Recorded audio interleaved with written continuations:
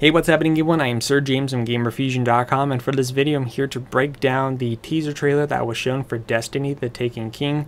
If you guys want to see the teaser trailer for yourself, I'll have a link in the description down below. So for now, I pretty much took some of the more important screenshots, that way we get a closer look and a little bit more detail before they show their live stream, which will be appearing tomorrow. So I'll be updating you guys if I was pretty much correct on this information or if we learned anything new. So here we can see that it's pretty much showing the light level system, but before we talk about the light, let's go ahead and take a look around the screen. We can see here that this particular Guardian is a hunter who is a level 40 and has a light level system of 214 and is currently wearing a rare armor known as the August, which used to be a PlayStation exclusive. On the left hand side we could see a few different changes. One, this hunter is using the new subclass. We could see the Thorn making a return. We also have a sniper rifle, LMG, and a ghost with a green shell. As to what that shell's ability is, not quite exactly sure, but maybe it's aiming towards increasing the light level system. But one of the things I did notice here is if you look at the subclass, sniper rifle, and LMG, you can see that there is a little icon on the top left hand corner. The subclass is currently void, the sniper rifle is solar, and the LMG is currently arc. So they've added a little icon, so if your particular weapons has any of these perks, there's going to be an icon indicating on the screen instead of having to get a closer look at your weapon, which I think is great. Here if we take a look at the light system, this is how it works. Your light score is an average of the attack and defense values across all your currently equipped gear. A higher light score improves both your damage output and your defense. So pretty cool, and we can see that this particular graph goes up to 250, so I'm assuming 250 is the max.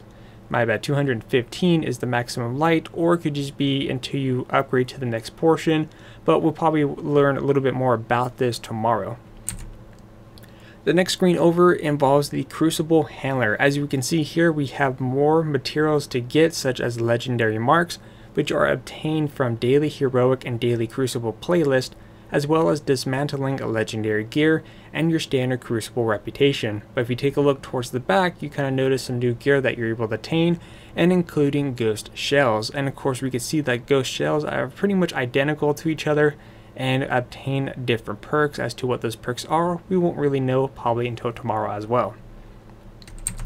Next screen over, we can see what I thought was a Crucible match winning, but this is actually happens to be some type of daily activity that's being completed here. If we take a look on the right hand side, we could see a few different things happening. One, this person obtained 20 Vanguard marks. We also have, Vanguard reputation. This person received 10 legendary marks, house banner, and of course legendary engram, along with a new rare weapon called the Izubar D. If you take a look at the very bottom where the experience bar is, we can see that this person is currently level 35 and has gained a total of 2,800 experiences to level up. So as you know, the experience level now is not counted on light level, but that does incorporate an important role into the game. But here you could earn experiences the standard way possible, so you could pretty much be level 40, but if you don't have the proper light level, you can't do certain activities. Next screen over is pretty much the quest system. As you know, you can carry more quests up to a total of 16, and you could turn everything in from the screen instead of having to go all the way back to the tower to do so, which I think is really cool. And of course even goes to a little bit more detail or breaks it down what you still need to do for that particular quest. Next screen over is pretty much a faction. Here we have the Future War Cult. Here it says this badge identifies you as a supporter and ally of the Future War Cult. Supporters gain Future War Cult reputation whenever they earn Vanguard or Crucible reputation and may purchase this faction's gear. You can only hold one allegiance at a time, and you can only change the allegiance once per week. So pretty much here, if you part of allegiance and you end up not liking it, you could pretty much have to wait for 1 week and then you can change it over to something else. But do keep in mind that when you are part of these factions, you could actually earn exclusive gear, which are only for the Hunter, Warlocks, and Titans, which is pretty cool. So whatever one you like to be with, then go ahead and stick with that one. And the last screen to show you is that they actually made some changes, especially for those of you who like to collect legendary weapons and gear. We can see here on the very top there's a collection 1 and collection 2, so I'm assuming the collection 1 page is going over the exotic weapons, while collection 2 is probably going over the exotic gear. But we could see here that's pretty much broken down into year 2 primary, heavy, and special. Then towards the bottom we can see it's breaking down into year 1 primaries.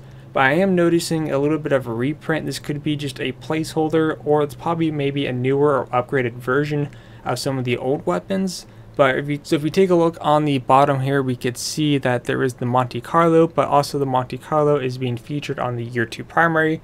So maybe that's just an upgrade, or it's just something related. But this person's got the 4th Horseman, which means the 4th Horseman will be added to this collection. So it's kind of a nice way to keep track of your exotics. But what do you guys think of this information? Feel free to let me know in the comment section down below. But like I said, I'll keep you guys updated tomorrow once they go over more information. But until then, I am Sir James from Gamerfuzion.com, where we empower your gaming. Okay. Creepy sidekick? Check. Roguish commander? Check. And then we have the Guardian. I'd say we're ready to get this done.